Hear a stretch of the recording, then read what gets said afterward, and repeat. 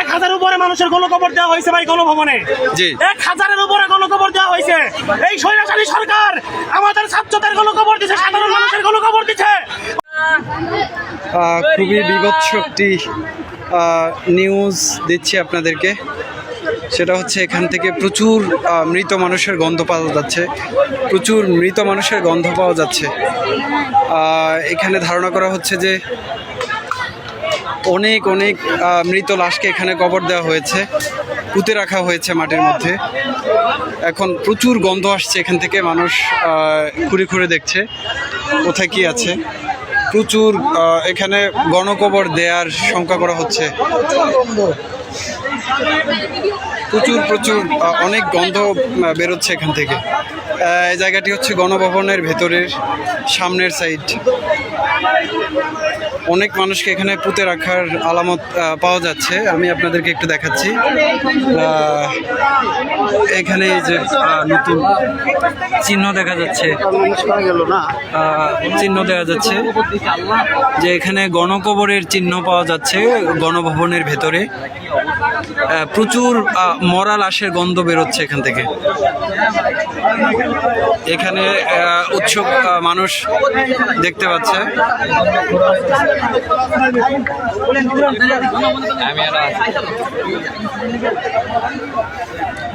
অনেক লাশের গন্ধ বেরোচ্ছে এখান থেকে।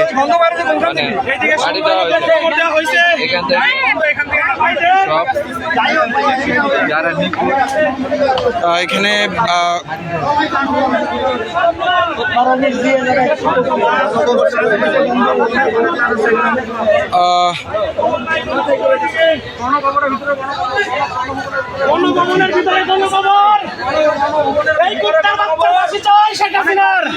ভাই এখানে আপনি কি কি শঙ্কা করছেন?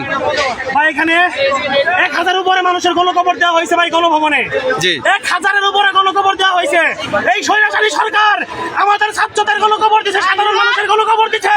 ওরা ফাঁসি চাই, ফাঁসি। ওর কুত্তার মতো বিদায় মারতে চাই আমরা জনগণ। বলার নাই।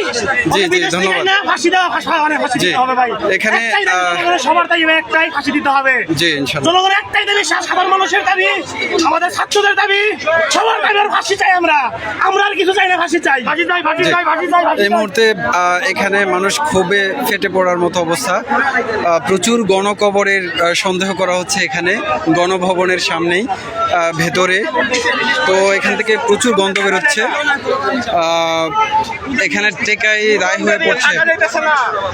এখানে চিহ্ন দেখা যাচ্ছে, অনেক নতুন কবরের চিহ্ন পুঁতে রাখা হয়েছে, পুঁতে রাখার চিহ্ন দেখা যাচ্ছে গণভবনের ভেতরে। আল্লাহ ভালো জানেন যে এখানে কি হয়েছে, কত কি পরিমাণ লাশ এখানে পুঁতে রাখা হয়েছে। আশাবাদী সরকার আমাদের ছাত্রদের এবং সাধারণ জনগণদের